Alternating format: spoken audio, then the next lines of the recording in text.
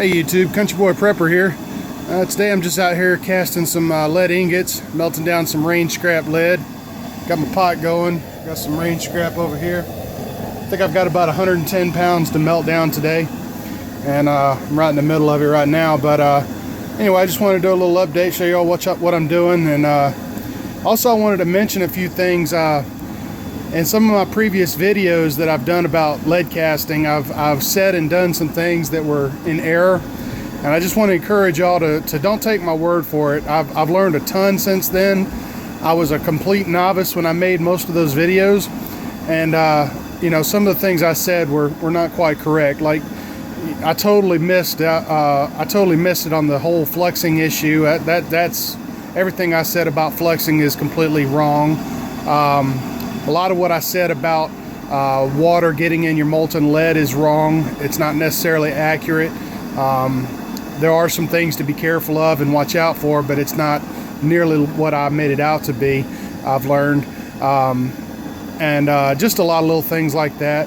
I've definitely learned a lot. I've definitely gotten better at it, and I've gotten much quicker at it. As you can see, I'm doing it in a different location here. I'm actually on my front porch, right in front of my front door, and the reason for that is I'm able to get the pot elevated so I'm not bending over, breaking my back while I'm trying to work. I don't get fatigued as quickly and as badly, and when you're fatigued, you make mistakes, and it's easier to have a spill or something. So this is working out very well for me. I highly recommend trying to find a way to get up off the ground and not be hunched over like I was doing before, especially working on your knees. If you can, you just got to find somewhere suitable. But also, if you want to learn more about what I'm doing here about casting lead and melting range scrap, there's a forum that I frequent from time to time when I have a question. This is called Cast Bullets or something like that. Cast Bullets, something like that. I'll put a link for it in the description below. But there is just a wealth of knowledge on that forum, and I highly recommend you check it out if you have any questions. There's some really knowledgeable people on there that can help you out. 3 people on YouTube that have helped me out tremendously that I want to mention, and I highly suggest you check them out if you haven't already. Fortune Cookie 45 LC, Yankee 4. I've talked to him on the phone several times. He's helped me out quite a bit. He's been doing this for decades. His family, I mean, they have a business doing it basically. And Shadowcaster has been a huge help. He's on the forum as well, and I think I've talked to Shadowcaster on the phone as well, and they've been extremely helpful and taught me a ton of stuff. And there's been others too that have helped me a lot, other YouTubers, and I just appreciate all the help and the advice that everyone's given me. I feel like I've got a good grasp on what I'm doing now, and I'm pretty comfortable doing it. Still got to be careful and pay attention to what you're doing though. But anyway, guys, I just wanted to do a quick update video showing y'all what I'm doing here. I got some lead going here. I expect I'll yield at least 60 or 70 pounds today, maybe 70 or 80. I know I had 110 pounds, but it was kind of muddy and wet, and a lot of it was mud and stuff in there.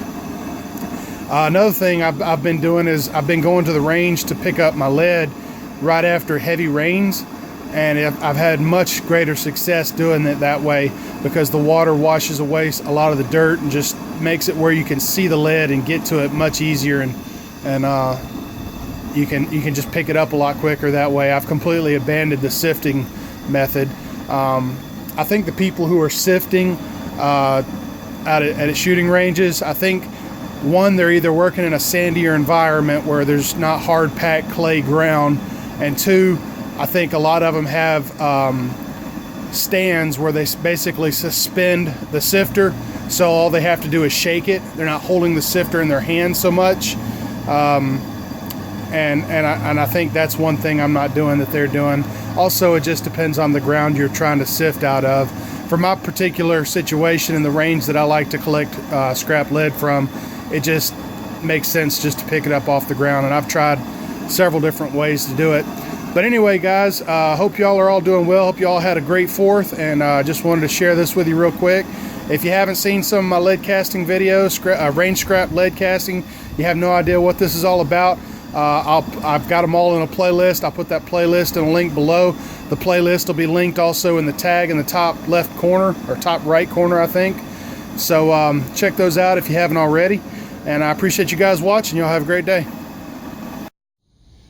Well, here's my final yield. I've got 72 ingots here. They fluctuate. They're not all exactly going to be exactly a pound, but that's pretty close to 70 pounds, I'd say. Easy. 72 ingots total, probably maybe even closer to 80 pounds. I don't know. I fill them up as much as I can. Get as much lead in those molds as I can. I did 3 potfuls. Ended up with 3 cans of waste. I've actually I've taken them to the recycling place, and initially the first time I took it up there I didn't have much success, but I took it up there again and they actually gave me number 2 copper price for these copper jackets. I take a magnet and kind of sift through it a little bit, try to get any steel out as much as I can, because that's what they're going to do, and if they see steel in there, they're going to have a harder time taking it sometimes. But anyway, last time I took about a 3 gallon bucket of this stuff up there, and heck, I got like $125 for it, so that was pretty awesome. I'm gonna take this up there and recycle it as well. Hopefully I'll be able to get number 2 copper for that again. But anyway, I'm done for the day. 72 ingots from about 110 pounds of really dirty range scrap. A lot of mud and dirt because I picked it up in the mud. So and I don't bother cleaning it before I put it in the pot. I put it all in there, and there's a lot of dirt that comes out of this, and I don't even care too much if it's damp, because the heat will actually get rid of any moisture in there. You don't ever want to put damp stuff into molten metal. If you put it into a pot and heat it up slowly, it's not a problem, and I stay clear of my pot while it's melting anyway. So yeah, I actually put some in there today that was damp, and it just dried it out and melted it. No problem. Just don't ever put it in molten stuff. Don't ever put wet stuff into molten stuff, which I don't do that anyway.